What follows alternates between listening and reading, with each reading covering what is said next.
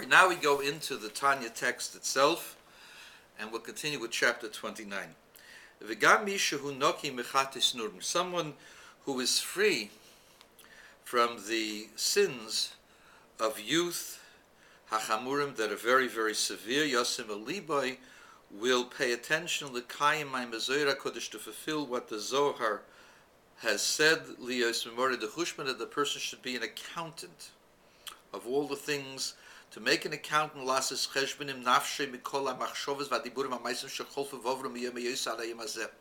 from all thoughts, words, and actions that have transpired from the time you were born until today. Were all of them from the holiness, or were they from impurity, God forbid? All thoughts, words, and actions which were not to God, for His will and for His service. This is the expression of the words, the other side. Kanal is mentioned before in chapter 6. Umudas, so anything that a person does that is not holy puts you on the other side. And so, how are you going to have a feeling for holiness with all of this garbage? And the person begins to be embarrassed by holding on to the garbage. Umudasos is well known. Any time that the person thinks holy thoughts, when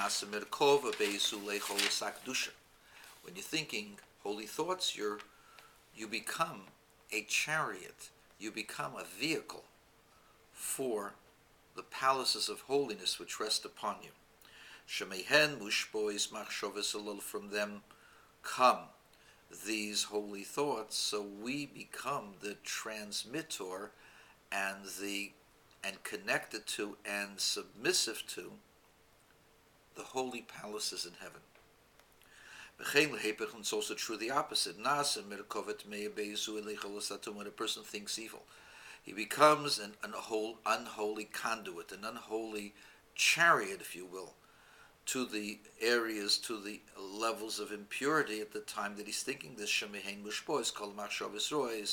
From which flow all evil thoughts. All evil thoughts flow from impure areas. We become subordinate to them and their channels when we think this. So also with speech and action.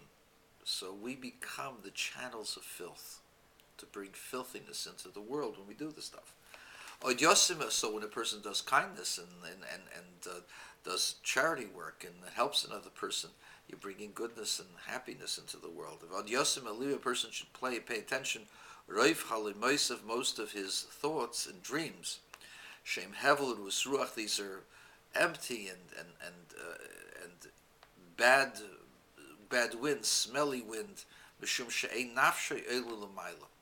because the person's soul does not go higher.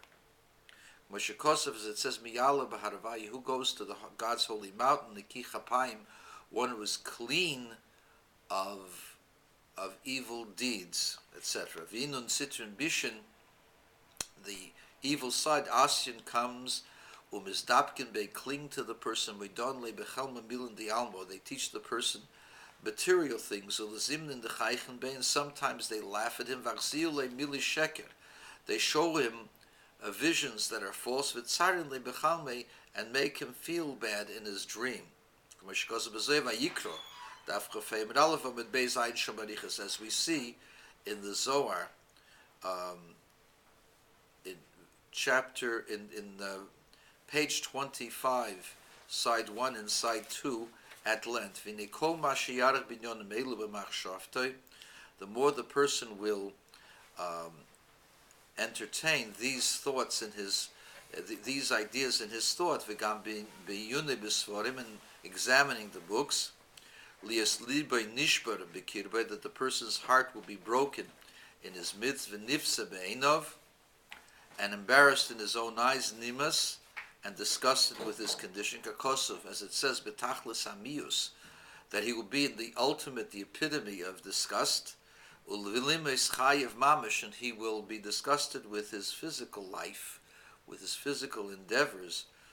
Harei bozeh, by doing so, mimayis umevaz asid rache, he embarrasses and makes the other side evil disgusting. Umashpilu leofer, and he casts it down to dust.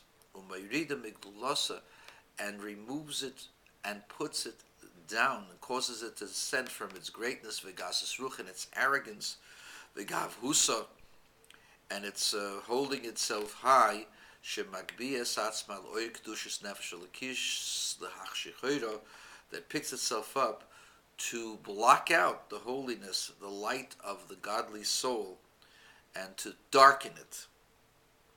So far, what is happening is, by embarrassing the animal soul, making the person feel disgusted, you not only make the person feel disgusted, you actually make the whole system that's bringing evil to the person feel disgusted and unappealing to the person.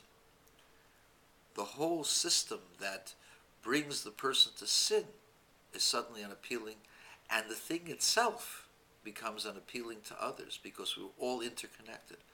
When you make evil unappealing, it becomes unappealing to other people as well, who are within your thought range. V'gam, now we go above, but you have to do so by yelling at yourself, but you appeal to the higher instinct within yourself. V'gam yari moleho b'kil rash v'doigiz, you should yell, scream at it with a voice of tumult and anger, lashpilo, and to embarrass it, k'mayim berazal, as the rabbis tell us.